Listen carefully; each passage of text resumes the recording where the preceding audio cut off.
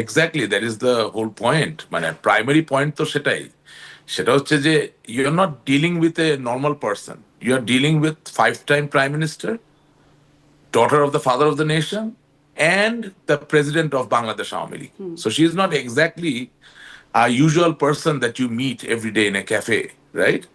তো তার মানে কি হচ্ছে? তার মানে হচ্ছে যে আপনি যদি ওনার বিচার করতেই চান, তাহলে ওনার প্রতিনিধিত্বের ব্যাপার আছে, ওনার প্রতিনিধি গেল না কেন? আত্মসমর্থনের ব্যাপার মানে আছে। প্রতিনিধি গেল না কেন? আমি আসছি, আমি সে জায়গায় আসছি।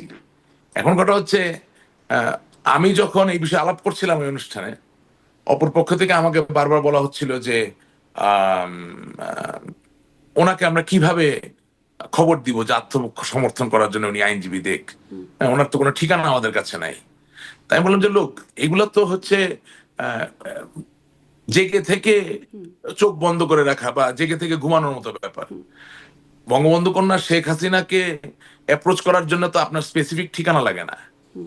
আপনি যদি স্পেশাল ট্রাইব্যুনাল, যেটা মানে বিশেষ পরিস্থিতিতে বিশেষ অপরাধের জন্য বিশেষ ট্রাইব্যুনালের মাধ্যমে বিশেষ একজন ব্যক্তির বিচার করতে চান, তাহলে বিশেষ ব্যবস্থাপনায় তাকে সঠিক বিচার দিতে পারবেন, সেই বিশেষ ব্যবস্থা আপনাকে করতে হবে। তার মানে অনেকগুলো বিশেষ না, সেই বিশেষ বিশেষ ট্রাইব্যুনালে আমরা অবশ্য বরাবরই দেখেছি আদালত আসলে, আপনি বলছেন না জেগে থেকে ঘুমায়, আদালত সবসময়ের মতো এখনো এবারও আমরা আদালত জানতেন যে শেখ হাসিনা এবং স্বরাষ্ট্রমন্ত্রী তারা দেশের বাইরে, জানার পরে তারা যেন দেশ ছাড়তে না পারে এরকম নিষেধাজ্ঞা জারি করেছেন। এই বিষয়গুলো নিয়ে আলোচনা হয় না। আমি একটু ওই প্রক্রিয়া একটু বলতে চাই। আমি একটু প্রশ্নটা করে দিই, তাহলে একসাথে আপনি প্রক্রিয়াটা বলেন। প্রশ্নটা হচ্ছে যে আমি একটু প্রশ্নটা এটা করে দিই যে মানে বিশেষ ব্যবস্থাপনায় করতে হবে তো বিশেষ মানে আদালত বা এই পাশটা হচ্ছে জেগে থেকে ঘুমাচ্ছে বলছেন, মানে ঘুম থেকে উঠে বা স্বয়ংক্রিয়ভাবে কেন আসামি পক্ষকে তার তার তার জন্য তাকে তো ডিফেন্ড করতে হবে, তাই না? সেটা আদালত ডেকে ডেকে বলবে। আমি তো সে জায়গায় যাচ্ছিলাম। জি, এখন বলেন। না, আদালত ডেকে বলবেন কেন? আমি তো সে জায়গায় যেতে চাচ্ছি, আপনি আমাকে বলতে দিতেন। আমি এখন বলি, অসুবিধা নাই। শত বছরের ঔপনিবেশিক বিস্তৃতি দিয়ে গড়ে ওঠা বা ঘেরা যে আইন ব্যবস্থা বাংলাদেশের, সেখানে বাংলাদেশ বলে না, এমনকি যেই দেশ থেকে আমাদের দেশের আইনের এই যে সমসাময়িক আইনের যে উৎপত্তি করেছে, অর্থাৎ যেটাকে ইংরেজিতে বলা হয় কমন ল, যেটা ইংল্যান্ড বা যুক্ত রাজ্য থেকে আগত, হ্যাঁ, সেখানে কিন্তু এলান করার একটা ব্যবস্থাপনা রয়েছে। অর্থাৎ আপনি যদি সমন জারি করেন, আপনি যদি কারো সম্পত্তি ক্রোপ করতে যান, তাহলে আপনি খেয়াল করে দেখবেন যে যখন ওই ব্যক্তিকে খুঁজে পাওয়া যায় না, তখন সরকারের পক্ষ থেকে এলান করা হয়। অর্থাৎ হয় ঢোল বাজানো হয়, না হলে কোনো একটা মাধ্যমে একেবারে পাবলিকলি একটা জিনিস জানানোর একটা ব্যবস্থাপনা কিন্তু রয়েছে। আমি কিন্তু না না না না না, প্লিজ আমাকে একটু বলতেন। এই জন্য আমি প্রথমে একটা কথা বলেছি, বিশেষ অপরাধের জন্য বিশেষ একজন ব্যক্তিকে বিশেষ ট্রাইব্যুনালে আপনি বিশেষভাবে বিচার করতে চান, তাহলে সেই ক্ষেত্রে বঙ্গবন্ধু কন্যা জননেত্রী শেখ হাসিনা আপনি পাবলিকলি যদি একটা ফরমান জারি করতেন যে উনি চাইলে ওনার পছন্দসই উনি যে কোনো আইনজীবীকে পৃথিবীর যে কোনো প্রান্ত থেকে নিয়োগ করতে পারেন, তাহলে তো আজকে আর যাই হোক অনেকগুলো কারণের ভিতরে একটি কারণ কমে যেত। সেটা তো আপনি করেননি, আপনি করতে পারতেন না। এখনো তো আপিল বাকি, এখন তো পাবলিক ফরমান জারি করার দরকার নেই, পাবলিক রায় হয়ে গেছে, এখন কি আপনি করবেন? আপনার মনের ইচ্ছা ছিল ওনাকে ফাঁসি দেওয়া, আপনি ফাঁসি দিয়েই ফেলেছেন। এখন আর কি সুযোগ? এখন যদি আপনি পরবর্তী 5টা মামলাতেও এই ব্যবস্থা গ্রহণ করেন, হ্যাঁ, তাতে কি হবে? তাতে আপনি যে আপনার ইচ্ছা মতো বিচারটা করে নিলেন, এটা তো আর পরিবর্তিত হবে না, এটা তো হয়ে গেছে, হয়ে গেছে। এবং বাস্তবতা হচ্ছে যে এখন আপিল প্রক্রিয়া বাকি আছে, আপিল না হওয়া পর্যন্ত মামলার চূড়ান্ত রায় হয়েছে বলে বলা যায় না। আপনি আপিলে যাচ্ছেন কখন? যখন আপনি এমন একটা জায়গায় এসে দাঁড়িয়েছেন যেখানে আইনটা করা এইভাবে যে জননেত্রী শেখ হাসিনা নিজে শারীরিকভাবে হাজির না হলে আপিল করতে পারবেন না। সেজন্য আমি বলছি যে আপনি তো বুঝতে পারতেছেন যে ওনার প্রাণনাশের হুমকি ছিল বলেই তো উনি এখন দিল্লিতে, বাংলাদেশে না। এই বিষয়ে কারো সন্দেহ নাই যে ওনাকে সুযোগ মতো কেউ পেলে তাকে হত্যা করবে। ওনাকে এর আগেও বহুবার হত্যা করার চেষ্টা করা হয়েছে, এবারও এর কোনো ব্যতিক্রম নয়। তাহলে শেখ হাসিনার মতো একজন ব্যক্তিকে যদি আপনি নিরাপত্তা না দিতে পারেন, তাহলে বিশেষভাবে তার বিশেষ বিচার করার জন্য বিশেষভাবে নিয়োগকৃত তার আইনজীবী পাওয়ার একটা সুযোগ থাকতে হবে, বিশেষভাবে তার আপিল করার একটা সুযোগ থাকতে হবে। এখন আমি জানি আপনি বলতে পারেন যে কই আপনাদের সময় তো আপনারা রাখেন নাই। হ্যাঁ, হয়তো আমরা রাখি নাই, কিন্তু আমি বলছি যে ইতিহাসের বিচারে আপনি এখনকার বিচার যদি সঠিক করতে চান, তাহলে বিশেষ পরিস্থিতির জন্য বিশেষ ব্যবস্থা বড্ড প্রয়োজন।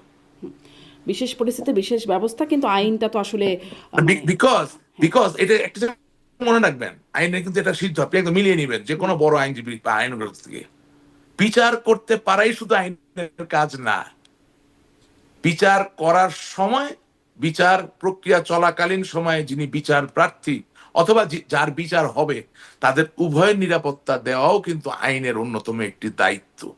ও ছাড়া কোনো প্রক্রিয়া সম্পন্ন হয় না। আপনি যদি ডক্টর ইউনূসকে আজকে জিজ্ঞাসা করেন নির্মোহভাবে যে তিনি 100%, না না না, একজন নাগরিককে কেন নিরাপত্তা চেতে হবে? তার যতটুকু নিরাপত্তা দরকার ততটুকু নিরাপত্তা দিতে হবে। এটাই রাষ্ট্র, এর জন্যই সরকার, এর জন্য দেশ। যদি আপনি আজকে প্রফেসর ডক্টর ইউনূসের যে সরকার, সে সরকারের যে কোনো দায়িত্ববান ব্যক্তি তাকে যদি প্রশ্ন করেন, অথবা বিচার ব্যবস্থাপনায় যারা সক্রিয় আছেন, সম্মুখভাগে আছেন, তাদের যে প্রশ্ন করেন যে আপনারা কি নির্মোহভাবে জাতির সামনে এই প্রতিশ্রুতি দিতে পারেন যে বঙ্গবন্ধু কন্যা জননেত্রী শেখ হাসিনার নিশ্চিদ্র 100% নিরাপত্তা আপনারা আগে নিশ্চিত করতে পেরেছিলেন, ওই পরিস্থিতি তৈরি করতে পেরেছেন? এই দেশে যেখানে একজন সাধারণ মানুষ এখন রাত্রেবেলা এতটুকু ছিনতাই হওয়া ছাড়া ঘরে যেতে পারে না, এই দেশে যখন একজন সাধারণ ব্যবসায়ী দিনে দুপুরে আপনার দেশীয় অস্ত্রশস্ত্র বা বিদেশি অস্ত্রের আক্রমণে একেবারে লাইভ ভিডিওর সামনে প্রাণ দিতে হচ্ছে, সেখানে আপনি এরকম একজন ভিআইপি, এরকম একজন বিশেষ ব্যক্তি, আপনার কাছে অপরাধী হতে পারে, আমার কাছে অপরাধী না হতে পারে, কিন্তু তিনি বিশেষ ব্যক্তি, এই বিষয়ে কোনো বিতর্ক নাই। সেই বিশেষ ব্যক্তির আপনি নিরাপত্তা বিরাজ না করে, নিশ্চিত না করে, আপনি কিভাবে আশা করতে পারেন যে আপনি যেভাবে চাবেন সেভাবে বিচার হয়ে যাবে? I am saying if you want to do justice to the history of Bangladesh, and for time's sake, if you want to be absolutely correct, 100% on the altruistic side, then 110% you have to first ensure the security, well-being and welfare of the person that you want to try. It's very simple. তিনি যদি আসতেন, ধরুন এগুলো তো একটা hypothetical কথা হচ্ছে যে আসলে তার নিরাপত্তা হবে কি না, হয়তো হবে না, পরিস্থিতি আসলে সেরকমই ছিল 5ই আগস্ট বা তার আগের অবস্থা যেটা, সেটা হয়তো সেরকমই ছিল, কিন্তু এটি তো এখন তার যে নিরাপত্তা নাই বাংলাদেশে। আমি এভাবে আপনার কথাটা বলি, আপনার কথা আমি বুঝতে পারছি, আমি আপনাকে এভাবে বলছি যে আপনি একজন মানুষ, আপনি মা, আপনি সহধর্মিণী, আপনি কারো কন্যা। বিলিভ মি, আপনার মনে যদি এতটুকু শঙ্কা হয় যে কোথাও গেলে আপনার প্রাণনাশ হতে পারে, এটা হাইপোথেটিক্যাল নাকি কাগজে কলমে প্রমাণযোগ্য, এটার জন্য কি আপনি অপেক্ষা করবেন? তো সেটি তো আসলে সবার ক্ষেত্রেই প্রযোজ্য এই বিষয়টা, তাই না? এবং আমি আপনাকে জিজ্ঞাসা করছি, আপনার অ্যাকচুয়ালি নিউট্রাল থাকার কথা, নিউট্রাল থেকে আপনি উত্তরটা দিবেন। আপনার কাছে কি মনে হয়, আপনি গত 15 মাসে এই বর্তমান ইউনূস সরকারের অধীনে যে বিচার ব্যবস্থার যা ফুটেজ বা যা দেখলেন, যেভাবে আসামিরা আক্রান্ত হচ্ছেন, যেভাবে আদালতে আইনজীবীদেরকে পেটানো হচ্ছে, মারা হচ্ছে, হ্যাঁ, আপনার অভিযুক্ত ব্যক্তিকে কাঠগড়ায় হাজির করার আগেই মোটামুটি গুরুতরভাবে আহত করে ফেলে, দেখে আপনার কাছে কি মনে হচ্ছে? আমার কাছে আসলে কি শেখ হাসিনা নিরাপদ? আপনি যে বিষয়গুলোর কথা উল্লেখ করছেন সেই বিষয়গুলো নিঃসন্দেহে আমার কাছেও নিন্দনীয় মনে হচ্ছে, কিন্তু সেই নিন্দনীয় বিষয়টা আগে যে খুব প্রশংসনীয় ছিল তাও না, অতএব ওই জায়গাটাই আসলে না, আমি কাউকে প্রশ্ন করছি না, আমি আপনার মাধ্যমে খুব সিম্পল কয়েকটা কোশ্চেন বাংলাদেশের জনগণের সামনে উপস্থাপন করছি। বিশ্বাস করেন, আপনি যখন বিচার নিয়ে কথা বলবেন, আচ্ছা, এখন অ্যাপিল করার সুযোগ আছে, যথেষ্ট নিশ্চিদ্র নিরাপত্তার কথা আপনি বলছিলেন, সেই নিরাপত্তা চেয়ে কি আপনার মনে হয় অ্যাপিল চাওয়া উচিত? কেন সরকার তো এটাও করতে পারেন, ফরমান জারি করতে পারেন, এলান করতে পারেন এভাবে যে যদি বঙ্গবন্ধু কন্যা জননেত্রী শেখ হাসিনা বাংলাদেশের নিকটবর্তী কোন দূতাবাসের কাছাকাছি থাকেন, সেখানে তিনি নিজে উপস্থিত হয়ে একটা ওকালতনামা সই করার মাধ্যমে তার পছন্দনীয় আইনজীবী নিয়োগ দিতে পারেন। অথবা আমি তো বললাম বিশেষ ট্রাইব্যুনাল না, বিশেষ অপরাধ, তো এই ধরনের অপরাধ তো প্রতিদিন আপনি এই অভিযোগ দেখা যায় না, এবং বিশেষ ব্যক্তি আপনি তো এটাও করতে পারেন যে of her own choosing she can choose a embassy where she will appear physically. প্রশ্ন হচ্ছে আপনি কি আসলে চান ফেয়ার বিচার হোক? আমার মনে হয় না, এই জন্যই আপনি বিশেষ ব্যবস্থা গ্রহণ করবেন না। এটা বাংলাদেশের নতুন কিছু না, আমরা বাংলাদেশে, আমি তার একদম ধোয়া তুলসী পাতা না, আমরা তো বিভিন্ন সময় আমাদের সুবিধাজনক ভাবে অনেক কিছু করেছি, এখানেও তাই হচ্ছে। আমাদের একটা ফাঁসির রায় দরকার, আমরা দিয়েছি।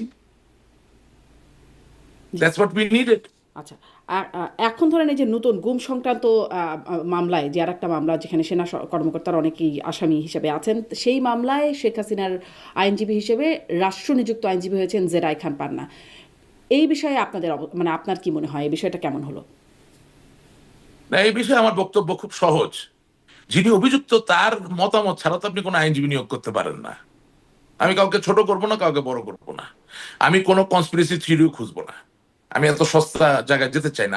আমি দেখেছি যে এই নিয়োগ নিয়ে অনেক অনেক কিছু বলছে, আপনি নিজেও হয়তো মতামত লক্ষ্য দেবার করেছেন। কোনো প্রক্রিয়ায় কি মানে না আসামি না, পক্ষ আমার দিয়েছে? আমার জায়গা, আমার জায়গাটা সহজ। মানে আমি আপনি আবারও সব দায় আপনাকে বলছি, রাষ্ট্রপক্ষের উপর দিচ্ছেন বা রাষ্ট্রকে দিচ্ছেন, মতামত দেবার সেটার কোনো প্রক্রিয়া না কি আমি কোনো আসামি দায়ী পক্ষ গেছে? রাষ্ট্র, আমি কোনো দায় রাষ্ট্র বা কারো উপরে দিচ্ছি না। আমি বলতে চাচ্ছি খুব সহজ ব্যাপার। আমি বলতে চাচ্ছি যে বাস্তবতার নিরিখে আপনি সত্যি যদি সময়ের প্রতি সুবিচার করতে চান, এবং এই যে 1400 মানুষ যারা মৃত্যুবরণ করেছে, শহীদ হয়েছে, আহ, আহত হয়েছেন, আক্রান্ত হয়েছেন, এগুলো তো সত্য, এগুলো হয়েছে, এগুলো তো মিথ্যা না।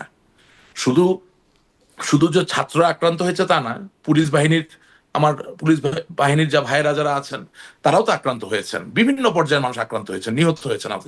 আমার কথা হচ্ছে সত্যি এটাকে সামগ্রিকভাবে এভাবে বলতে হয় যে সময়ের প্রতি যদি সুবিচার করতে চান, এটা তো একজনের বিচার নয়, এটা একজনের বিচার প্রার্থিতা নয়, এটা একটা অনেক বড় একটা ব্যাপার, এবং বৃহৎ জায়গাগুলো বিশেষ হয়েই আমাদের সামনে আহ, উপনীত হয়, ঠিক আছে না? এই জন্য আমি বলছি যে আমি দায় কারো উপরে দিচ্ছি না। আমি বলতে চাচ্ছি যে আপনি যারা নিশ্চিদ্র নিখাদ বিচার বলতে চাচ্ছেন তা নিখাদ নয়, এবং আইনের ভাষায় যা একেবারে নিখাদ না তা দিয়ে আপনি কাউকে সাজা দিতে পারবেন না। আমি কি বুঝতে পারলাম কথাটা? সুতরাং যদি আপনি নিখাত করতে চান, ত্রুটিমুক্ত করতে চান, তাহলে ত্রুটিমুক্ত করার অনেক উপায় আছে, অবলম্বন আছে। আপনারা যেটা যে আবার উপায়গুলো আপনি, অবলম্বন করলেন না, মানে না না নিখাত না করার না, একটু সেই একটা নিখাত। মিনিট শারমিন প্লিজ, জি। 1 minute, I beg you pardon. সেই উপায় বা অবলম্বন আপনারা গ্রহণ করবেন না। কারণ কেন করবেন না আমি বেশি কথা বলবো না, একটা উদাহরণ শুধু আপনাকে আমি দিব। আমি আপনাকে বললাম শারমিন, আগামীকালকে তো লিথাল উইপন ব্যবহার করা হবে। আপনি কে? আপনি গণমাধ্যম কর্মী, আপনি তো পুলিশের কেউ না, আপনার তো অস্ত্র অস্ত্র নাই, হ্যাঁ, আপনি সেনাবাহিনীর কেউ না।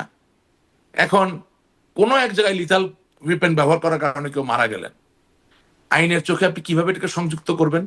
যদি রাজসাক্ষী সেটাতে আপ- অ্যাপ্রুভ করেন যে হ্যাঁ হয়েছে। No, no, no, no, no, no, না, আমি একটা অডিও ক্লিপের কথা বললাম, রাজশাহীতে পরে যাচ্ছি, আমি সেই বিষয়ে একটা অডিও উদাহরণ ক্লিপের দিচ্ছি। সাথে যদি একটা সাক্ষী সে যদি সেটা করবোরেট না করে না তাহলে। না না না না, নট এট অল।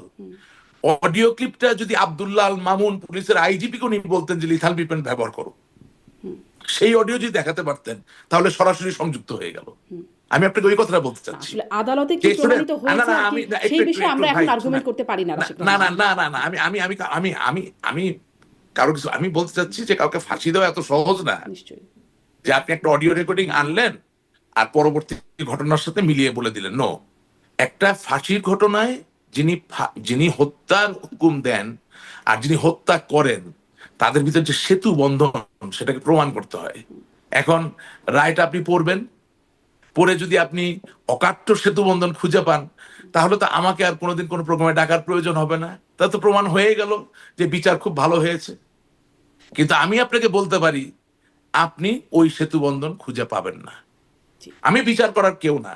মানুষের প্রাণ যখন চলে যায়, হ্যাঁ, আমি এর বিপক্ষে, এবং আল্লাহ তাআলা যার এখন প্রাণ চলে বিচারক গেছে যদি তার ভেস্ত খুঁজে নসিব পান, করুন, এবং বিচারক যদি খুঁজে পান, যার কারণে প্রাণ আদালতে যদি গেছে সেটা তাকে ডিফেন্ড না তিনি করা হয় শাস্তি তাহলে দিন। তো প্রুভেন হয়ে যায়, তাই না? না না না, আপনাকে প্রথমে ঠিক করতে হবে আপনি আমাকে কোন প্রশ্নগুলো করবেন। প্রথমে আপনি জিজ্ঞাসা করেছেন যে কেন বিচারটা সম্বন্ধে আপনার মতামত কি। আমি আপনাকে বলেছি যে আমার কাছে মনে হয়েছে এটা নিখাদ নিখুঁত বিচার হচ্ছে না। 2 নম্বর যে কথাটা, আইনের ভাষা, beyond reasonable doubt you cannot accuse anyone of any crime if it is not proven to an extent when there is no doubt. এটা না হলে করতে পারবেন না।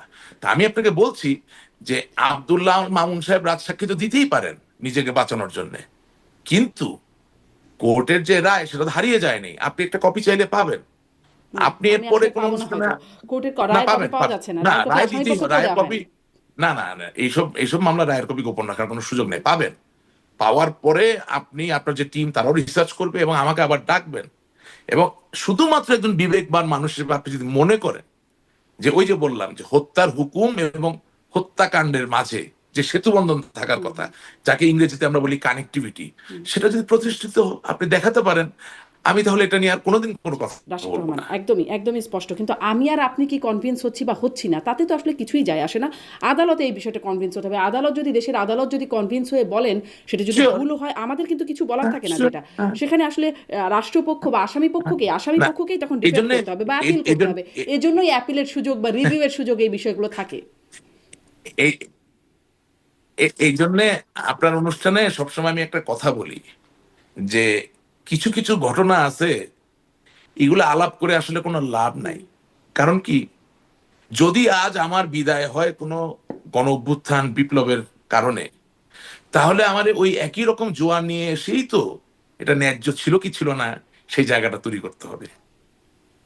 ঠিক আছে, ফরাসি বিপ্লব কোথা থেকে হয়েছে, কে করেছে, তাকে একেবারে কম্পাস দিয়ে আপনি খুঁজে বের করে দিতে পারবেন পারবেন না, কিন্তু হয়ে তো গেছে। জি, রাশেদ রহমান, শুধু এটি তাই না, স্পষ্ট শুধু আপনার তাই বক্তব্য না, থেকে, এটি স্পষ্ট আপনার প্রতিক্রিয়াটা স্পষ্ট। আপনি মনে করছেন এটি নিখুঁত হয় নাই, একদম স্পষ্ট। আমি এতটুকুই দর্শকদের জন্য না গ্রহণ করলাম। এবারে আমি একটু এই হয় প্রশ্নটা নাই। করি, আপনি কি মনে করেন যে এই ঘটনায় বিচার হওয়া উচিত, শেখ হাসিনার বিচার হওয়া উচিত, আপনি কি মনে করেন? আমি মনে করি বাংলাদেশের যে কোনো মানুষের ব্যাপারে যে কোনো লোক অভিযোগ দিতে পারে, তার তদন্ত হতে পারে, বিচার হতে পারে, এই জন্য তো বাংলাদেশ স্বাধীন রাষ্ট্র। কিন্তু এর মানে এই না যে আপনি ক্যাঙ্গারু কোর্ট বানিয়ে কাউকে ঝুলিয়ে দিবেন, কাউকে মেরে দিবেন, কাউকে ফাঁসি দিয়ে দিবেন। আমি তো কাউকে খোদার জায়গায় বসাবো না, আই এম সরি। আমি খুব ভালো মানের মুসলমান না হলে মুসলমান, আমি আল্লাহ বিশ্বাস করি, আমি মনে করি আল্লাহর নিচেই তো মানুষ। আমি তো কাউকে খোদার জায়গায় বসাইতে পারতেছি না, ঠিক আছে না? তো এখন কথা হচ্ছে যে আহ, আহ, আহ, বঙ্গবন্ধু শেখ মুজিবুর রহমানের নামে মামলা হয়েছিল না, হয়েছিল তো। উনি জনগণের ভালোবাসা দিয়ে প্রমাণ করে দিয়েছেন কিসের মামলা কিসের বিচার। তো কথা হচ্ছে মামলা তো আপনি করতেই পারেন নাকি না, করতে পারেন তো, এটা তো অধিকার। হ্যাঁ, আপনি মার্কিন যুক্তরাষ্ট্রে আছেন, ডোনাল্ড ট্রাম্পের বিরুদ্ধেও তো কেউ একজন গিয়ে অভিযোগ করতে পারে, পারে না? তাতে তো আর তার প্রাণ নাশ হবে না। কিন্তু আমার প্রশ্নটা হচ্ছে সম্পূর্ণ অন্য জায়গায়, যে আপনার নামে অভিযোগ দেওয়া হলো বলেই কি আপনার প্রাণ নাশের ঝুঁকি থাকবে, বা আপনার নামে অভিযোগ দেওয়া হলো বলেই কি সরকার আর আপনাকে রক্ষা করবে না? তার ব্যাপারটা মানে কি এরকম? রাশেদ রহমান, আপনি মনে করেন যে মানে বিচার হওয়া উচিত, কিন্তু বিচারের যে রায় সেটিতে আপনি মানে সেটিকে নিখুঁত বলে সন্তুষ্ট হতে পারছেন না, এটাই? না, আমি বলছি বিচারের প্রক্রিয়াটা নিখাত নয়। কিন্তু মানে আমি আমি আপনিও এমন বলছিলেন, কোন আপনিও রেফার করছিলেন জাতিসংঘের সেই আমি প্রতিবেদন চলছে আমি সেই আপনাকে অবস্থা। বলছি, আমরা পরিশ্রম করি, হ্যাঁ, আমাদের আমাদের মনের জায়গাটা, মনের জগৎটা এই রাজনীতি, এই আইন অঙ্গন, এটা নিয়েই তো, এটা আমাদের জীবনের তো একটা ক্যারিয়ার একটা অংশ, ঠিক আছে না? I take things very serious. So আমি আপনাকে আমার মুখ থেকে যা বলবো সেটা আজ থেকে 50 বছর পরেও যাতে কোনো একাডেমিক ডিসকোর্স বা এন্ডেভারে সঠিকভাবে ব্যবহার করা যায় সেভাবে কথা বলবো। আমি যা জানি না তা নিয়ে আমি কথা বলি না, বলতে চাই না। আমি বলতে চাচ্ছি আমি কি দেখেছি, যা দেখেছি তার থেকে মনে হচ্ছে এই বিচারিক প্রক্রিয়া সঠিক নয়। এখন বিচারিক প্রক্রিয়া যদি সঠিক না হয়, তাহলে যুক্তিসঙ্গত ভাবে সেই বিচারের যে রায়, সেই রায় নিয়েও তো প্রশ্ন থাকবে। জি, মানে ওইটাই তাহলে সামারি কি এটা করা যায় যে আপনি চান বিচার হোক, কিন্তু এই বিচারের যে রায়টা সেটিতে আপনি সন্তুষ্ট নন? না, আমি চাই বিচার হোক না, আমি বলতেছি বিচার প্রাপ্তি তার অধিকার সকলের। বিচার চাওয়া, বিচার পাওয়া, জি, দুটার অধিকার সমান, আপনি বলছিলেন এটা যে আমি বলতে জাতিসংঘের চাচ্ছি। সেই রিপোর্টের যে সেই সংখ্যাটা 1400, সেটি আপনিও বলছিলেন যে এত মানুষ মারা হ্যাঁ, গেছেন। মারা গেছে, একটা একটা কখনো আমি সেটা সমর্থন করি না। হ্যাঁ, এই যে মানে শুরু থেকেই আমরা যদি 5ই আগস্টের পরে শেখ হাসিনার ভার্চুয়াল যে বক্তব্য, সেখানে আমরা তাকে কখনো মানে কোনো রকম অনুশোচনা, বরাবরই আসলে সহমর্মিতা তিনি প্রকাশ করেছেন নিহত আহতদের প্রতি, কিন্তু অনুশোচনা করেন নাই। কিন্তু তিনি বা কিছু রেসপন্সিবিলিটি স্বীকার করেন নাই। কিন্তু তিনি সম্প্রতি যে গণমাধ্যমগুলোতে, আন্তর্জাতিক গণমাধ্যমগুলোতে যে সাক্ষাৎকার, সেখানে তিনি বলেছেন যে তিনি আলটিমেট লিডারশিপ রেসপন্সিবিলিটি সেটা তিনি নিচ্ছেন। এই আলটিমেট লিডারশিপ রেসপন্সিবিলিটির জন্য কি বিচার হওয়া উচিত বলে মনে করেন কিনা?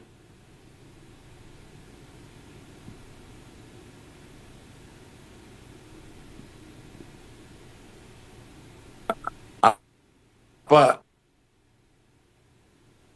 কেটে গেছে, আপনি কি আরেকবার একটু বলবেন? কথা একটু কেটে গেছে।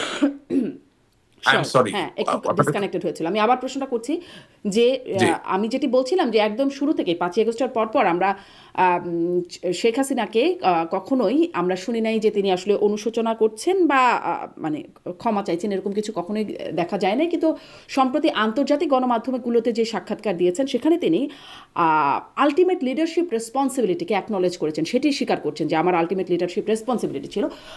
সেটির জন্য কি তার মানে সেটির জন্য কি শাস্তিযোগ্য বলে মনে করেন কিনা আপনি, বিচার হওয়া উচিত কিনা? ওনাকে ওনার সাক্ষাৎকারে যেই উপদেশ দিয়েছেন এই কথাটা বলার জন্য, এটা খুব ভুল উপদেশ দিয়েছেন। মানে এটা তিনি নিজ থেকে দেন নাই, তার সাক্ষাৎকারটা এতে উপদেশে দিয়েছেন কারো?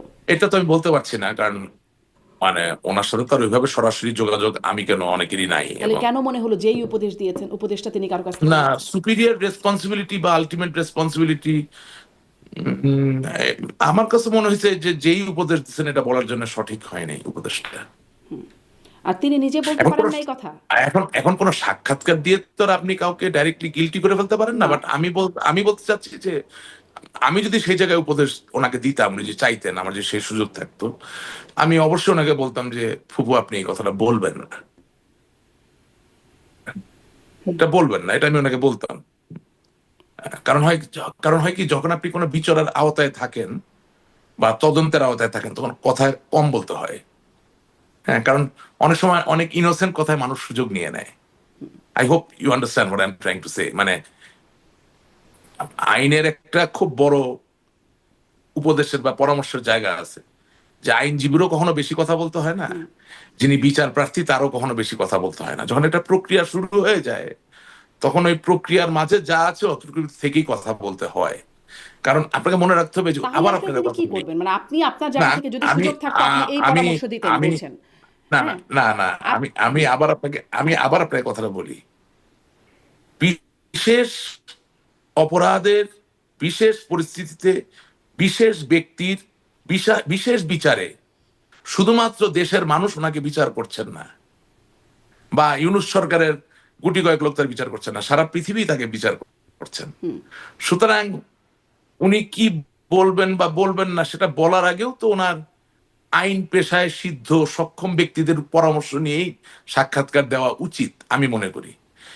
এবং আমি দেখেছি উনি অনেক লেখাপড়া করেন, মানে উনি তো মানে she has a great knack, she reads a lot, হ্যাঁ, which is a very good thing. তাছাড়া তো ধরেন 15 বছর একটা দেশ চালানো যায় না, ভালো মন্দ যেভাবে দেখেন না কেন, it's just not possible, you have to have some special gift.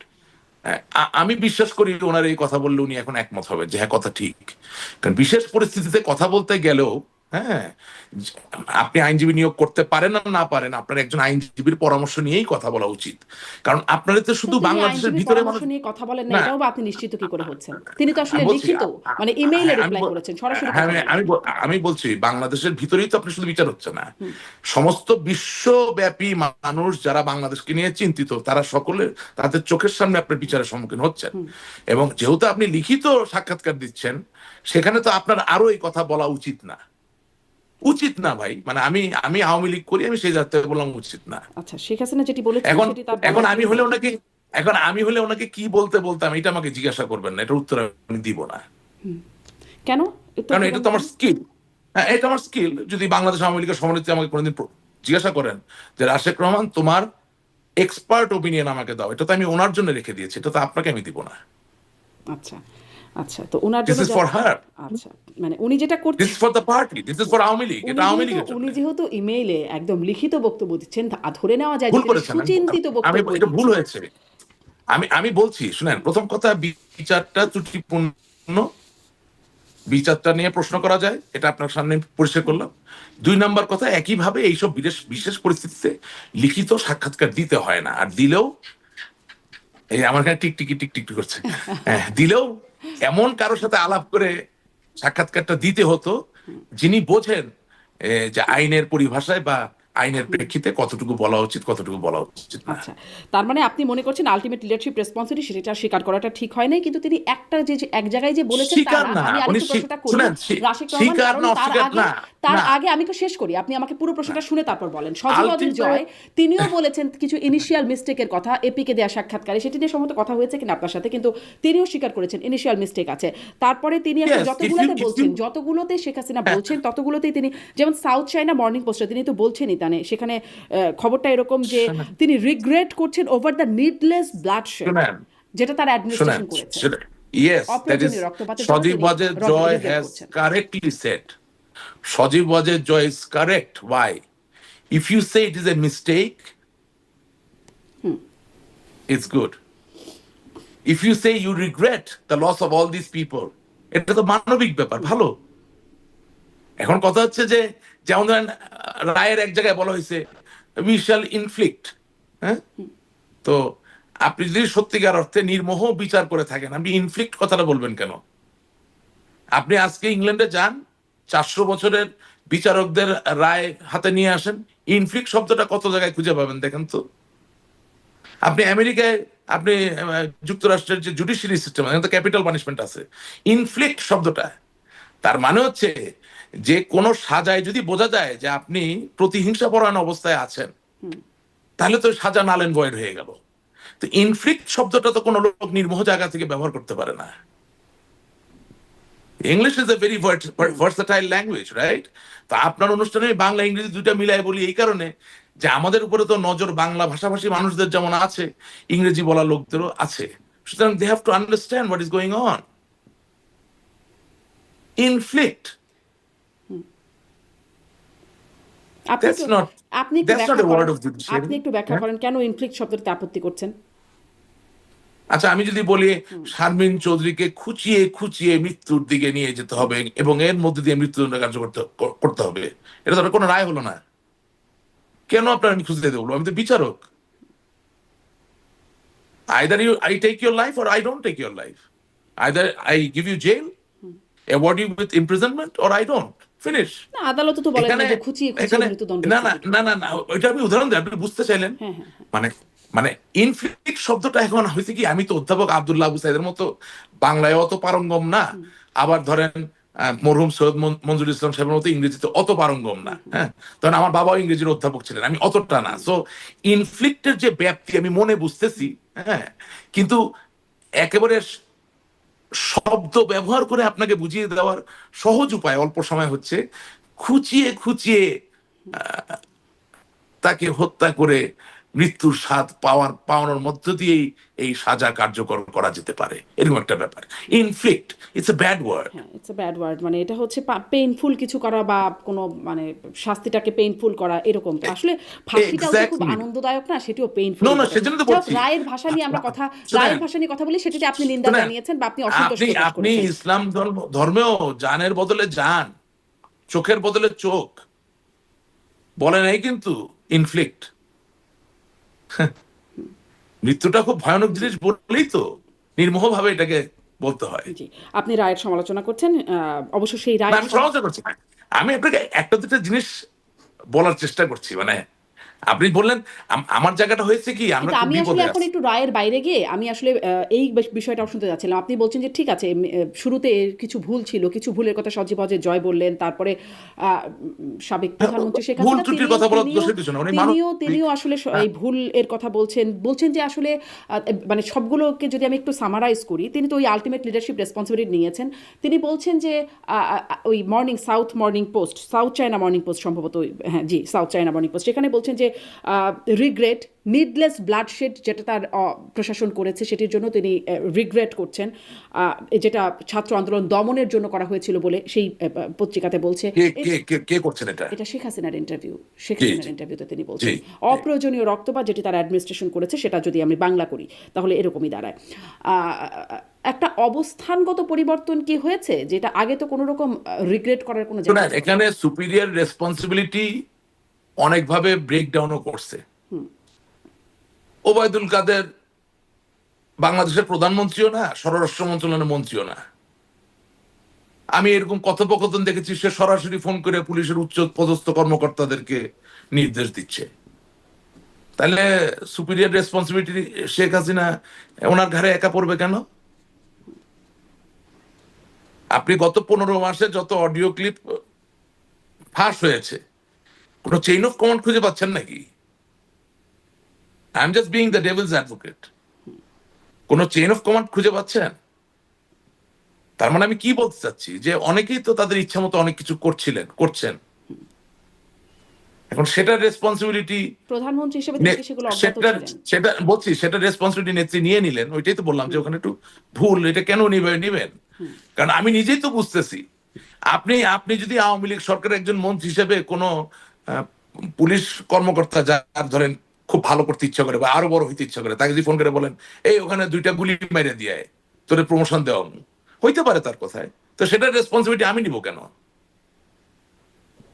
আমি আপনাকে প্রতিটা জিনিস যুক্তি দিয়ে বলার চেষ্টা করছি। আপনি দেখেন কুমিল্লার কিন্তু এই তিনি সুপিরিয়র ঐতিহ্যবাহী লিডার কুমিল্লা, হিসেবে তিনি তো লিডারশিপ না রেসপন্সিবিলিটি নেবেনই না, না যে তার না অধীনস্থ না লিডাররা না এরকম ভাবে কথা বলছেন বা কাজ করছেন। না, সেটা সেটা আমি যাচ্ছি, একে একে যাচ্ছি। আপনার সাথে তো এই জন্য অনুষ্ঠানে আসি, ভালো লাগে যে বিস্তৃত ভাবে আলাপ করা যায়।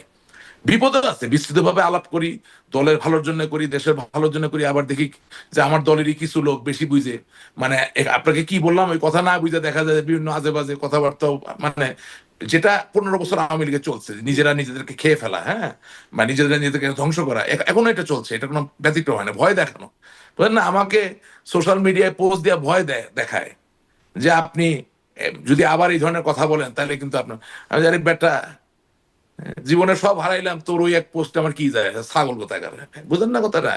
হ্যাঁ, তুই 15 বছর তো এইভাবে দলটা 12টা বাজাইছিস তোরা, একটা সিন্ডিকেটের অংশ হয়ে, এখনো তোরা একই কাজ করতেছিস। বাংলাদেশের মানুষের আওয়ামী লীগকে প্রয়োজন, বাংলাদেশের মানুষের বঙ্গবন্ধুর আওয়ামী লীগকে প্রয়োজন, এই পাপিয়া কাণ্ডের সাথে জড়িত লোকদের আওয়ামী লীগকে প্রয়োজন নাই, এই অর্থ পাচারের আওয়ামী লীগের বাংলাদেশের মানুষের প্রয়োজন নাই, এই অন্যায়ের সাথে সরাসরি ভাবে সম্পৃক্ত যে মানুষগুলো তাদের ওই আওয়ামী লীগের বাংলাদেশের মানুষ, বাংলাদেশের মানুষের প্রয়োজন ওই বঙ্গবন্ধুর আওয়ামী লীগ যেটা বাংলাদেশের মানুষের কথা বলে।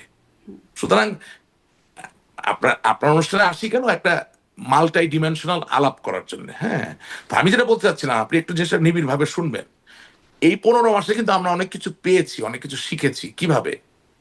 আপনি দেখেন, আমার বাবা কুমিল্লার জেলা প্রশাসক ছিলেন অনেক আগে, আপনার 1976-77-এ। সেই সময় কুমিল্লায় 2জন কিংবদন্তি রাজনৈতিক পুরুষ, একজন বাহার চাচা, আরেকজন আফজাল চাচা। ঠিক আছে, আফজাল চাচা দুনিয়ায় নাই, তিনি মরহুম, পৃথিবী ছেড়ে চলে গেছেন, কিন্তু বাহার সাহেব আছেন। হ্যাঁ, আচ্ছা, বাট তারা কিন্তু পোর খাওয়া politician and they are leaders of the people. আপনি এটা যদি খেয়াল করবেন, কুমিল্লা বিভাগ নিয়ে যখন একটা ছোট তর্ক বিতর্ক মাননীয় প্রধানমন্ত্রীর সাথে, তৎকালীন প্রধানমন্ত্রী জনাব শেখ হাসিনার সাথে হলো, বাহার সাহেব স্টুড বিসাইড হিজ পিপল।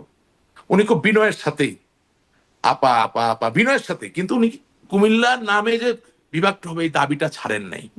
অথচ ওই সময় আমরা অনেক পলিটিশিয়ানকে দেখছি, সত্য হোক মিথ্যা হোক ন্যায় হোক অন্যায় হোক কথা বলার শক্তি তাদের ছিল না, কিন্তু বাহার সাহেবের ছিল। আমি এই রেফারেন্সটা এই কারণে আনতেছি, আপনি দেখেন কিছুদিন আগে একটা অডিও ক্লিপ ফাঁস হলো, সেখানে দেখা গেল যে জনাব ওবায়দুল কাদের সাহেব বাহার সাহেবকে ফোন করে ডাইরেক্ট বলতেছেন, বাহার তুমি কুমিল্লা বিশ্ববিদ্যালয় টেক ওভার করো। এখন দেখেন, কেন বাহার সাহেব একটা ট্রু আওয়ামী লীগের পলিটিশিয়ান, উনি কথাটা শুনে তার ভিতরে কোনো উলম্ফন, কোনো উত্তেজনা বা কোনো উন্মাদনা ছিল না। তার কণ্ঠে আমি বুঝলাম যে তিনি একটু পিছিয়ে গেলেন, পিছিয়ে গিয়ে বললেন যে ওটা তো লোটাস কামাল সাহেবের এলাকা। ওবায়দুল কাদের সাহেব বললেন, নেত্রী তোমাকে বলছে টেক ওভার করতে, জিনিসটা বোঝেন। উনি কিন্তু এই কথা শোনার পরও তার ভিতরে কোনো উত্তেজনা বা টেক ওভার করার কোনো ইচ্ছা দেখা যায়নি। তিনি বলেছেন আচ্ছা আমি চিন্তা করবো। আপনি কিন্তু অডিওটা শুনে দেখবেন। তার মানে কি? তার মানে বাহার সাহেব বোঝেন যে হয়তোবা কুমিল্লা বিশ্ববিদ্যালয়ের লোটাস কামাল নিয়ন্ত্রণ করতে পারছেন না, হয়তোবা সেখানে জামাত শিবির ছাত্রদল অনেক বেড়ে যাচ্ছে, কিন্তু Lotus Kamal is still the sitting finance minister of Bangladesh, অথবা কোন স্ট্যান্ডিং কমিটির সভাপতি, অথবা তিনি পরিকল্পনা মন্ত্রী। ওটা টাইম লাইনটা আসে নাই। তার মানে উনি বোঝেন যে দলীয় শৃঙ্খলা উনি ঝাঁপ দিয়ে ঢুকলে হবে কি, যে ওখানে শৃঙ্খলাটা ধ্বংস হয়ে যাবে, দুজনের একটা সংঘাত তৈরি হবে। ওয়ারেস আপনি ফোনে বাহার সাহেবকে আপনার বৃত্ত না মনে করে, লোটাস কামালকে আপনার বৃত্ত মনে না করে যদি আপনি বলতেন যে বাহার সাহেব বা বাহার, জুনিয়র সিনিয়র ব্যাপার আছে, তুমি চলে আসো, তোমাকে আর লোটাস কামাল সাহেবকে নিয়ে একটু চা খাবো।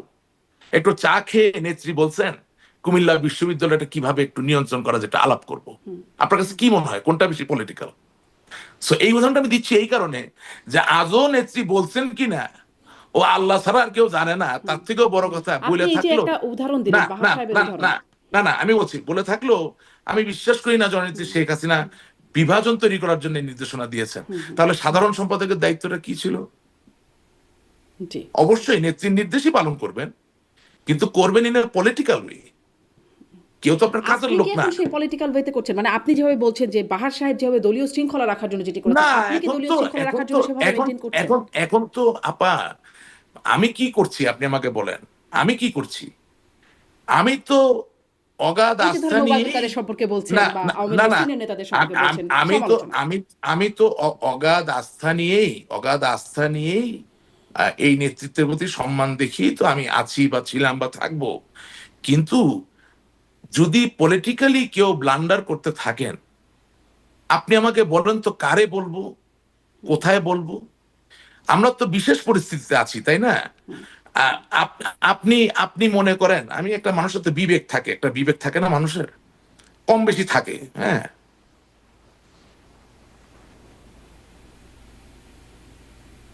ওবায়দুল কাদের সাহেব আওয়ামী লীগকে ভালোবাসেন এই বিষয়ে কি আমার কোনো সন্দেহ আছে? নাই। উনি আওয়ামী লীগ করেন, করবেন, করতেন, ওনার ত্যাগ আছে, এই বিষয়ে কি আমার কোনো সন্দেহ আছে? বা ওনাকে কি আমি ওবায়দুল কাদের চাচা ছাড়া মানে অসম্মানিত ভাবে কোনো না বলি না, সব সম্মান দিয়ে কথা বলি। কিন্তু আমার প্রশ্নটা হচ্ছে উনি এই 15 মাসে যতগুলো ইন্টারভিউ দিলেন, আপনি একটা ইন্টারভিউতে যদি 100টা কমেন্ট পড়ে একটা পজিটিভ কমেন্ট দেখাইতে পারবেন ওনার পক্ষে? তাহলে বিবেকের কথাটা কেন বললাম যে আপনি যে দলটাকে ভালোবাসেন, জি যে দলটার ভালো চান, আপনি যখন বক্তব্য দিচ্ছেন আপনার দলেরই তো কোনো নেতাকর্মী এবং আপনার দলের বিপক্ষের লোক উভয়ই দেখছে, তাদের মধ্যে কেউই আপনার পক্ষে একটা পজিটিভ কথা বলে না। তা আপনি কি একটু আপাতত আমি ধরে নিলাম আপনি চাণক্য, আমি ধরে নিলাম আপনি ম্যাকিয়াভেলি, আমি ধরে নিলাম আপনি শানসু, আমি ধরে নিলাম আপনি নেপোলিয়ান বনে, সব ধরে নিলাম, তারপরেও কি একটু সময়ের জন্য একটু ক্ষমা দেওয়া যায় না জাতিটারে? একটু থামা যায় না? আপনি কি মনে করেন, জি তাহলে আপনার আপনি কি মনে বক্তব্যটা করেন হচ্ছে এখন এরকম যে যে আওয়ামী বক্তব্যগুলো, লীগে আপনাদের হ্যাঁ, বক্তব্য বলার মতো কোথাও কোনো জায়গা নাই? না না না, আপনাকে বলি, আপনি আজকে জননেত্রী শেখ হাসিনা ইন্টারভিউর কথা বলছেন, আপনি কি ওবায়দুল কাদের সাহেবের কথার সাথে জননেত্রী শেখ হাসিনার কথার মিল পাচ্ছেন? কোন কথা? কোনো কথারই তো মিল নাই। আপনাদের তো কারোর কথার তো সাথে কারোর কথার মিল হ্যাঁ, নেই। তার মানে এক্স্যাক্টলি। তা আমি তাহলে এই কথাগুলো কেন বলছি? আমি বলছি কি যে নেত্রী যদি দলের সভানেত্রী হন উনি একা কথা বলুক, এবার একটু আমি আসি, আমি অন্যায় কি? শোনেন, এবার একটু আপনি একটু একটা মজার বিষয় দেখেন, একটা মজার বিষয় আমি আপনাকে ছোট ছোট বলি। জেডাই খান পান্না, আমাদের আওয়ামী যোদ্ধা যারা আছেন সাইবার ওয়ার্ল্ডে, হঠাৎ করে দেখলাম শুরুর দিকে জয় বাংলা জয় বাংলা, পান্না ভাই এগিয়ে যান, আমরা আছি আপনার সাথে, হ্যান ত্যান করলেন। এখন নেত্রীর আইনজীবী হতে যাচ্ছেন, এখন গালি মাইরা কিছু রাখতেছেন না। এক সময় দেখি ফজলুর রহমান সাহেব বীর মুক্তিযোদ্ধা, বেগম খালেদা জিয়ার উপদেষ্টা ফজলু ভাই এগিয়ে যান, ওনার বক্তৃতা আওয়ামী লীগের অফিসিয়াল পেজের মধ্যে, আশ্চর্য ঘটনা, হ্যাঁ, সবাই শেয়ার করতেছে পান্না। এখন আবার দেখি ফজলু ভাই ফজলু পাগলা হয়ে গেছে। এই জন্য বলতেছি রাশেক রহমান এগিয়ে যান, এখন রাশেক রহমানের 12টা বাজান, মানে যখন যারা যেভাবে লাগতেছে, বুঝলেন? আপনি একটা যে বুঝেন, আমি তো স্মৃতিভ্রম আমার হয় নাই, আল্লাহ মানে ক্ষমা করুন। পলিটিশিয়ানের মানে, হ্যাঁ পলিটিক্সের শেষ কথা বলে কিছু নেই, কিন্তু পলিটিশিয়ানের মানে এই না যে জীবনের শুরুতে যা বলছেন জীবনের শেষে গিয়ে আরেক কথা বলবেন। হ্যাঁ, মানে মানসিক ভাবে মনোগত ভাবে চরিত্রহীন হওয়ার কোন সুযোগ রাজনীতিতে আছে কিনা আমি জানি না, ওই রাজনীতি আমি করতে চাই না।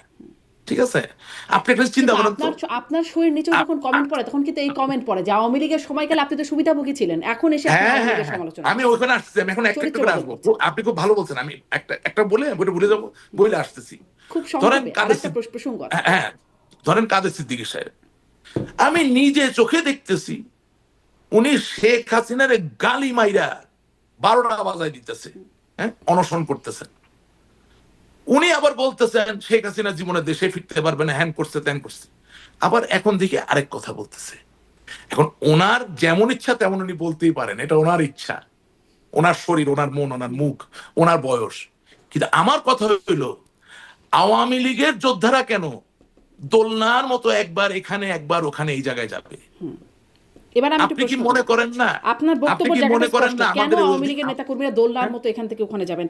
মানে কেন আমি যাবে? একদম একদম মানে আপনাদের সর্বোচ্চ নেতা শেখ হাসিনা, তাকে আমরা বলতে শুনেছি একদম ক্ষমতা পতনের আগে, মানে সরকার পতনের আগে বহুবার শুনেছি যে এই আমেরিকা বা ডিপ স্টেট যুক্তরাষ্ট্র তারা চাইছে সেন্ট মার্টিন দ্বীপ, তারা চাইছে ঘাঁটি স্ট্যাবলিশ করতে, যদি সেটা দিতে দেওয়া হয় তাহলে ক্ষমতায় থাকতে কোনো সমস্যা হবে না। ক্ষমতা যাওয়ার আগে বলেছেন, 5ই আগস্টের পরেও বলেছেন যে যদি এটা দিয়ে দিতাম তাহলে আমার ক্ষমতায় থাকতে কোনো সমস্যা হতো না। কিন্তু এখন এই সাক্ষাৎকারে তিনি বলছেন যে বিশ্বাস করবার মতো কোনো কারণ নাই যেটি আসলে বিদেশি কোনো প্রভাব আছে, বিদেশি শক্তির প্রভাবের কোনো প্রমাণ তিনি দেখেন নাই, বিশ্বাসযোগ্য প্রমাণ তিনি পান নাই। এখন তিনি, এটা কি দোলনার মতো কোনো নড়চড় মনে হচ্ছে, অবস্থানের পরিবর্তন মনে হচ্ছে, ইউটার্ন না কি আসলে? না, প্রথম কথা হচ্ছে 5ই আগস্টের ঘটনার পিছনে যে দুটি দেশের সবচেয়ে বড় ভূমিকা, সে দুটি দেশের একটিও আমেরিকা না। আমি সেই নাম এখানে বলতে যাব না। আমি কেন খামাখা ভাই, আমি আমার দলে নাই কোনো পদ পদবি, আমি একটা সাধারণ মানুষ, আমি একজন সমর্থক, আমি এত বড় বড় শত্রু বানাবো কেন? 5ই আগস্টের ঘটনার পিছনে যে দুটি দেশের ভূমিকা সবচেয়ে বড়, আম, সেটা বঙ্গবন্ধুর কন্যা জননেত্রী শেখ হাসিনা বিশ্বাস করি জানেন, বা আহ, না জানলেও তাকে জানাতে হবে। হুম। আপনি বললে কি হবে? আপনি না পাত্তা দেন না বললেন একটু আগে না, থেকে। এত শত্রু আর বানাতে চাই না, বুঝে ভালো লাগে না, বুঝে না, কারণ কি আপনি যাকে ভালোবাসেন তার জন্য বইলা যদি শত্রু হয়ে যান, এটা মানে কি?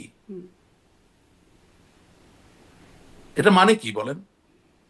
আমার বাবা 34 বছর বাংলাদেশ আওয়ামী লীগের কোষাধ্যক্ষ, সমস্ত কিন্তু জীবন যখন আপনি এই বললেন যে দলের দুটি জন্য। দেশ একটু কারা, আমি শেষ করি, কিছু দুটি দেশ সময় কারা, কথাটা তখন তো দর্শক না একদম না, ঝাঁপায় একটু পড়বে যে একটু দুটি শোনেন, দেশ আমরা কারা, আপনি মানুষ, একটু বলবেন। আমি রোবট না, একটু আমার কথা বলি। বলবেন, হ্যাঁ। আমার বাবার রক্ত পানি করা এই দলে তার অবদান আমার শৈশবকাল থেকে, আমি আমি বড় হব না, আমার শৈশবকাল থেকে এই ছাত্রলীগ, এই দলের সাথে আমি ওতপ্রোতভাবে জড়িত থেকে, হ্যাঁ, কি দেখলাম আমরা, যে আপনি যার জন্য ফাইট করছেন, যার জন্য ফাইট করতে চান বা ফাইট করতে পারেন ওপেনলি, তারই আপনার দল প্রোটেকশন দিচ্ছে না, প্রোটেকশন দেয় না।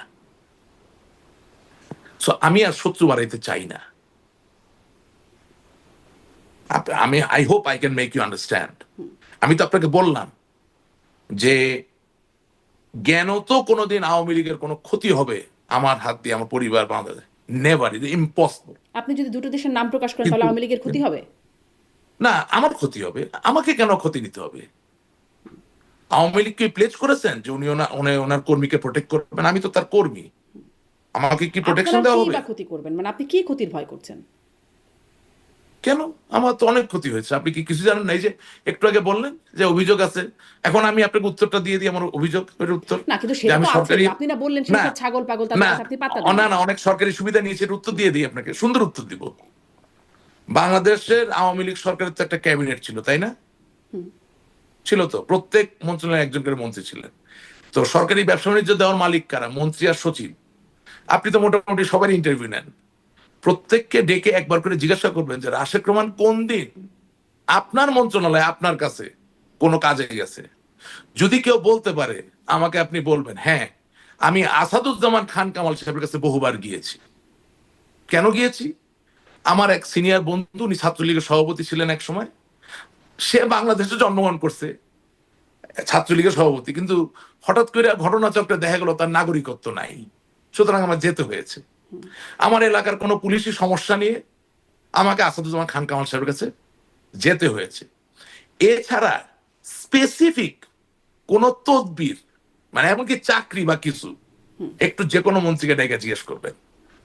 আমি একটা সুপ্রাচীন ঐতিহ্যবাহী পরিবারের সদস্য, বিনয়ের সাথে বলতে চাই, ভালোভাবে বেঁচে থাকার জন্য কোনোভাবেই আমাদের সরকারের কাছে কোনো কিছু নিয়ে ভালো থাকার আপনি প্রয়োজন নাই। স্পষ্ট করেছেন আপনার তবে ডিফেন্সে, আপনি আপনার পক্ষ হ্যাঁ, থেকে তবে দিয়েছেন, কিন্তু হ্যাঁ, আপনার তবে দলের লোকেরাই এটি বলে যে আপনি আসলে হ্যাঁ বলে সুবিধাভোগী। বললাম তো, আমি তো আমি আপনি আমি তো ব্যাখ্যা বললাম, দিয়েছেন। আমি তো বলছি আমার জি, দলের মাঝে আপনি একটা ব্যাখ্যা অংশ দিয়েছেন। আছে। আপনি আসলে তাহলে যেদিন কোন থেকে দুটি দেশ আমি সেটি বলবেন না।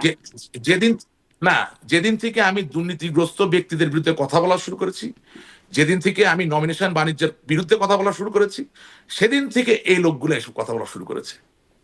আমি তাদের কাজটা সহজ করে দিচ্ছি।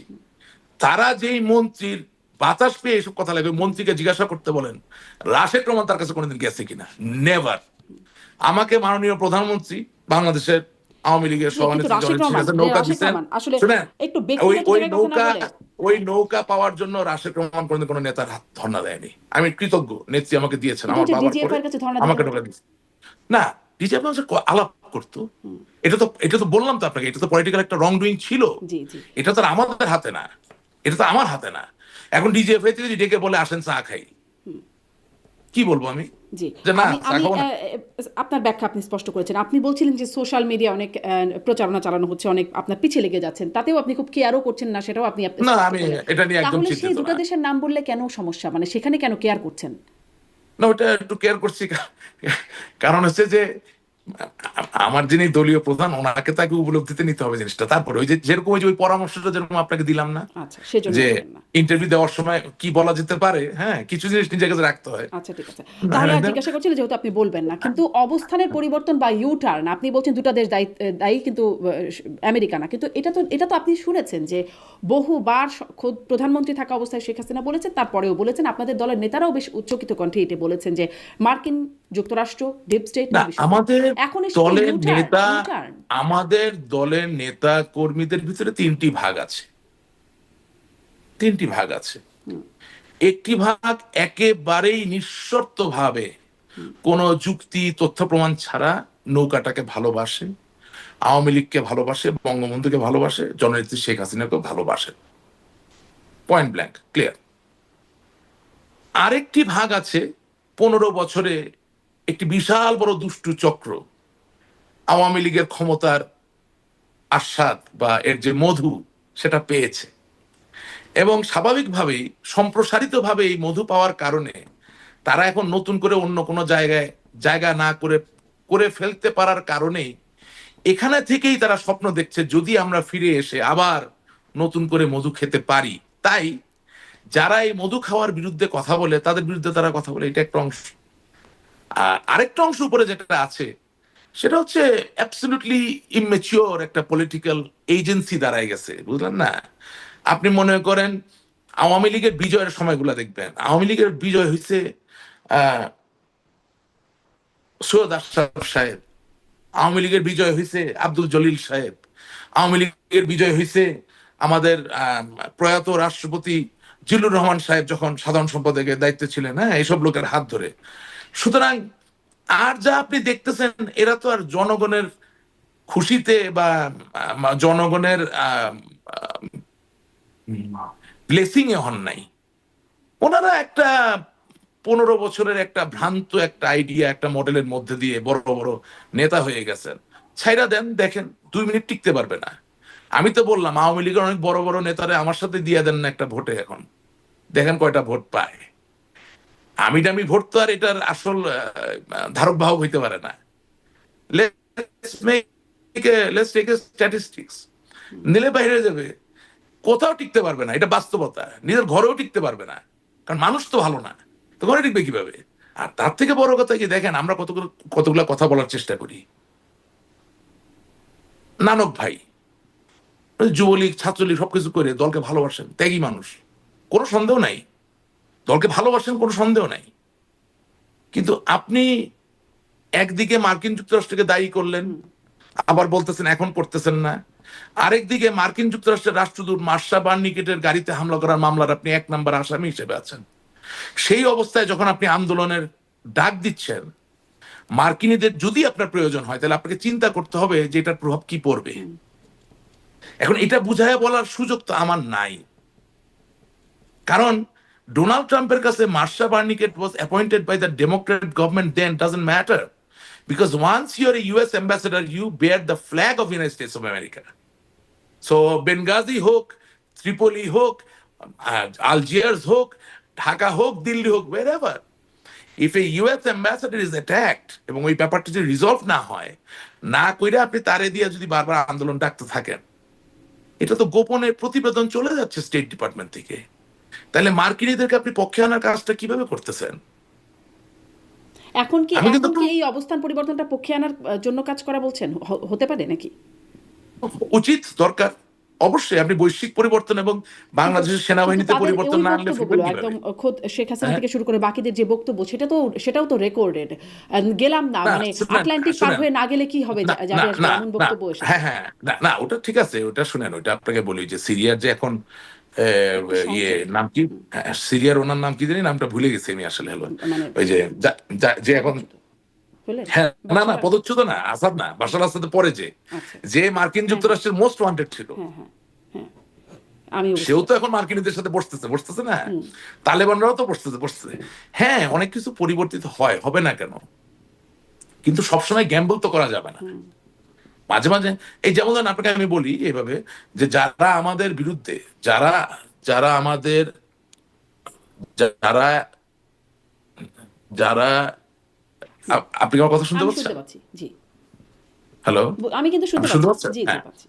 যারা আমাদের বিরুদ্ধে তারা দেখেন, হ্যাঁ যারা আমাদের বিরুদ্ধে তারা এখন কি করছে আপনি দেখেন, তারা গ্রামীণ ব্যাংকে ককটেল মারছে বা পেট্রোল বোমা মারছে, ওরা কিন্তু আমাদের বিরুদ্ধে, আমাদের দলের না। কেন মারছে বলেন তো? কারণ নোবেল প্রাইজটা তো ডক্টর ইউনূস একা পায় নাই, ডক্টর ইউনূস এবং গ্রামীণ ব্যাংক যৌথভাবে নোবেল প্রাইজ পেয়েছে। এখন ডক্টর ইউনূস যেদিন বাংলাদেশের চিফ অ্যাডভাইজার হলেন, তিনি শতপ্রণোদিত ভাবে মেনে নিলেন যে রাজনীতিতে তিনি প্রবেশ করেছেন। এখন রাজনৈতিক প্রতিপক্ষ তাকে গালি দিতে পারে, তার ব্যাপারে প্রতিরোধ প্রতিবাদ করতে পারে, আন্দোলন করতে পারে, কিন্তু গ্রামীণ ব্যাংক তো একটা ইনস্টিটিউশন, ও তো জড়ো, তার তো কোনো প্রাণ নাই, এবং বিদেশের চোখে এটা হচ্ছে গরিবের সংগঠন এবং কি নোবেল প্রাইজ পাওয়া সংগঠন।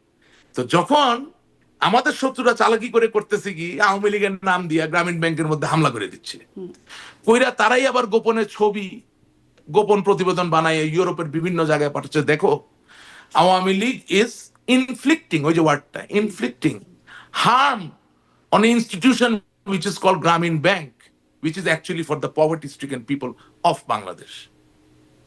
So আমাদের কিন্তু চিন্তা করতে হবে যে আমরা যাতে কোনো ফাঁদে না পড়ি, আমরা কিন্তু বিভিন্ন ফাঁদে পড়তেছি। এরকম ভাবে ফাঁদ কি আপনারাও পাততেন যখন ওই যে 14-13-14-তে যখন মানে আগুন সন্ত্রাস না সেটা সেটা না বোধহয়, আমি এটা বিশ্বাস করতে চাই না, মনে হয় না, এটা আমি জানি না এভাবে, বাট মনে হয় না। আচ্ছা, এখন এখন তো হিংস্রতা দেখে মনে হচ্ছে তারা আসলে এগুলা করেছে, যে হিংস্রতা আমি দেখলাম, যেভাবে তারা হত্যা, নাশকতা, অগ্নিসংযোগ এসব করছেন, তাতে করে 2015-তে করেন এটা আমি বিশ্বাস করবো না কেন, 2013-তে করেন এটা বিশ্বাস করবো না কেন, করেছেন তো। জি। এখন আমাদের হ্যান্ডলিংটা ভুল ছিল, হ্যান্ডলিংটা ঠিক ছিল না। 2013 সালে যে বাসে আগুন দিচ্ছে তার আমি বিচার করতে পারলাম না 2024 সাল পর্যন্ত। বিশ্বাস করে আমাদের কাছে ক্ষমতা বলছেন থাকতো, যে তখনও আপনারা করেন নাই, এখনো আপনারা করছেন না। বলতেছি তো, আমার যে ক্ষমতা থাকতো, যেই পিপি সাহেব ওই ওই ওই মামলাকে কাজে লাগায় নিজের ঘর বাড়ি বানাইছে, টাকা পয়সা ঘুষ খাইছে, আমি তারা চাপ খাইতাম ধইরা। কারণ তুমি শত শত লোককে বিচার না দিয়া ঝুলাই রাখছো, ঝুলাই রেখে ওখান থেকে টাকা ইনকাম করছো, আর মাঝখান দিয়ে আওয়ামী লীগের পরে মানুষের রাগ বাড়ছে। তোমার দায়িত্ব ছিল, তোমার পবিত্র দায়িত্ব ছিল, মামলা হয়েছে, তদন্ত হইয়া চার্জশিট জমা পড়ছে, তুমি মামলা চালাইয়া রায় পর্যন্ত নিয়ে যাবা। কি 50 জন আসামি ছিল, ঠিক আছে, 5 জন দোষী সাব্যস্ত হলেন, 45 জন বেকসুর খালাস, তারা সুস্থ জীবনে চলে যাবে। তুমি কি করছো? তুমি বদমাইশ, তুমি এই মামলা ব্যবহার কইরা তুমি 3 তলা 4 তলা 5 তলা বাড়ি বানাইছো, ঘুষ খাইছো, জামিন বাণিজ্য করছো। জি, this is what has happened. জি। একটু আবার পয়েন্টে আসি, যে তাহলে আসলে কি আপনি এই অবস্থান পরিবর্তনকে কেন অবস্থান পরিবর্তন করছেন বলে মনে করেন? কোনটার অবস্থান ওই যে যেটা পরিবর্তন? বলছিলাম যে যুক্তরাষ্ট্রই বা তাদের মার্কিন ডিপ স্টেটের দায়ী, না, তারাই চেয়েছেন বলে এটা ক্ষমতা তো চলেছেন, এখন বলছেন তারা আসলে তাদের প্রভাব নাই। এটা তো অনেক বড় চিন্তার বিষয়।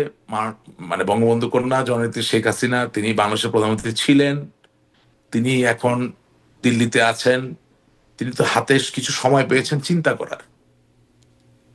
মানে আপনার রেট্রোস্পেকটিভ যেই চিন্তা ভাবনা বা এটাকে বলে আপনার মানে মানুষের মনের একটা বিরাট বড় সক্ষমতা আছে, এটা আল্লাহ তাআলা দিচ্ছেন। We can operate like a time machine. Physically, we may not be able to travel through time, but if we close our eyes and if we think, then we can operate like a time machine. We can go far behind, we can go to the past, we can remain in the present, and also we can contemplate about the future. হ্যাঁ, খুব realistic কিছু model মানুষের মাথায় ভবিষ্যতে তৈরি করা যেতে পারে। সো অবভিয়াসলি এখন তো ওনার হাতে কিছু সময় আছে, উনি হয়তো চিন্তা ভাবনা করছেন, এবং যে ন্যারেটিভটা পরিবর্তন করলে রাজনীতির জন্য আগামী দিন ভালো হবে সেটা হয়তো তিনি বলছেন। হ্যাঁ, এই এই এই জায়গাটা তো ওনাকে আমার দিতে হবে। তবে এটা বাস্তব। এটি আপনার আপনার ভাষ্য মতে যে এই যে যদি কেউ উপদেশ বা পরামর্শ দিয়ে থাকেন, এটি সঠিক পরামর্শ দিয়েছেন, মানে আলটিমেট রেসপন্সিবিলিটি শিকারটা সঠিক ছিল না, এটি পরামর্শ যে দিয়েছে ঠিক করেন নাই? আমি আপনাদের আরো সহজ করে কথাটা বলতে চাই।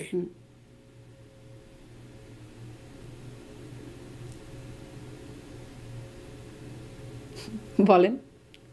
হ্যাঁ, এটা চিন্তা করে বলতে হবে, কোনো আজে বাজে কথা বলা যাবে না, মানে মানে গুরুত্বপূর্ণ কথা বলতে হবে। সেটা হচ্ছে যে আপনি যখন কারো অভিভাবক, তখন আপনি পারেন বলেই করবেন এটা হতে পারে না। আপনি পারেন কিন্তু আপনি করবেন না। আপনি বলতে পারেন কিন্তু বলবেন না, এই জায়গাটায় থাকতে হবে।